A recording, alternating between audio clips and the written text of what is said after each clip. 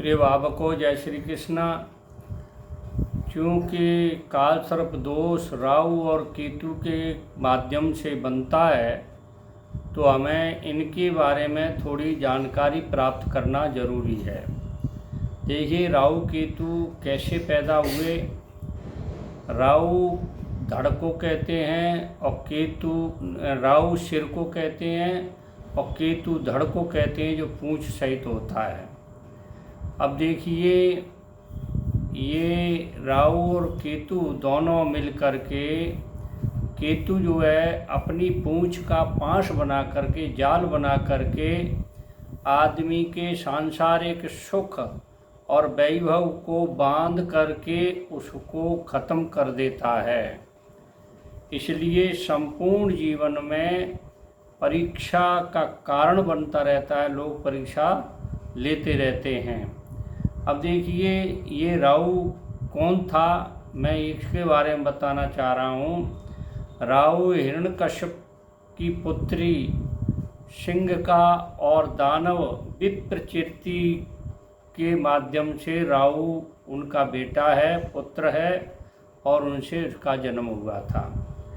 तो राहु ने जब समुद्र मंथन हुआ था, समुद्र में से अमृत निकला था, तो भगवान विष्णु ने मोहिनी रूप धारण करके देवताओं को अमृत पिलाया था। राहु ने इस बात को भांप लिया और वो देवताओं की तरफ बैठ गया और उसने धोखे से अमृत पान कर लिया।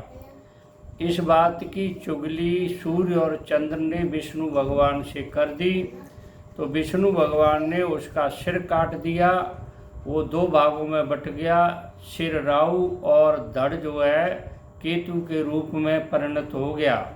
उसी समय से राहु और केतु दोनों सूर्य और चंद्र से दुश्मनी मानकर बैठे हैं, और जब भी सूर्य ग्रहण और चंद्र ग्रहण होता है तो अपनी दुश्मनी को पूरा करता है। ये राहु के बारे में आपका थोड़ा परिचय हो गया। इसके बारे में देखिए, राहु एक राशि पर 18 महीने तक रहता है। मतलब 18 महीने के बाद दूसरी राशि को बदलता है, ठीक है ना।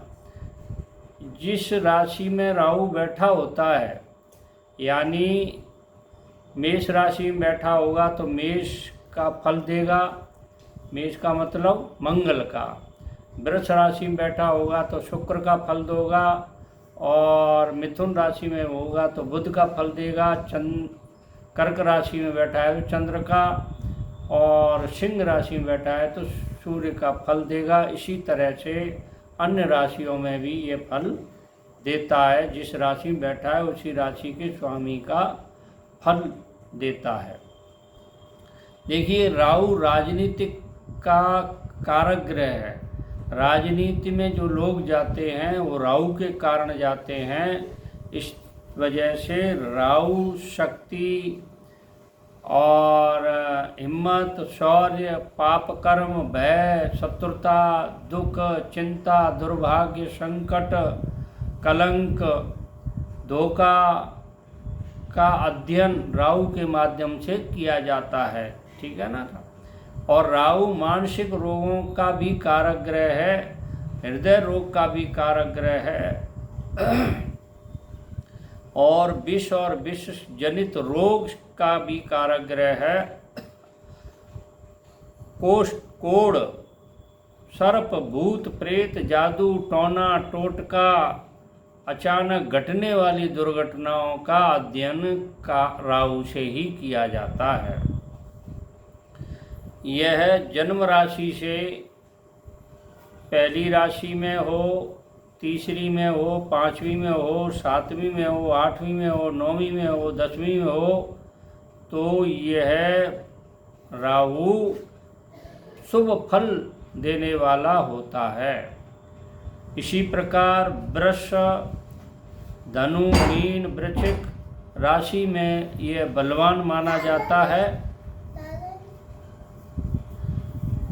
सिंह, कर्क और सिंह राशि इसकी शत्रु राशि होती हैं, क्योंकि चंद्रमा की राशि एक सूर्य की राशि है। इसलिए इसकी शत्रु राशि होती हैं।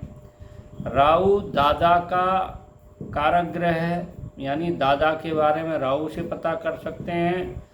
और केतु नाना का कारक ग्रह है, केतु से नाना के बारे में जानकारी प्राप्त कर सकते हैं।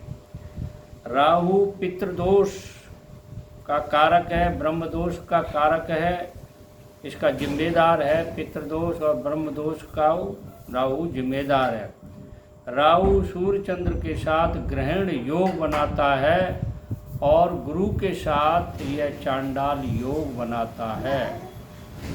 अब मैंने आपको ये राहु के बारे में जानकारी दी है, तो आपको शायद ये जानकारी अच्छी लगी हो तो मेरे चैनल को सब्सक्राइब करें, लाइक करें, शेयर करें। जय श्री कृष्ण।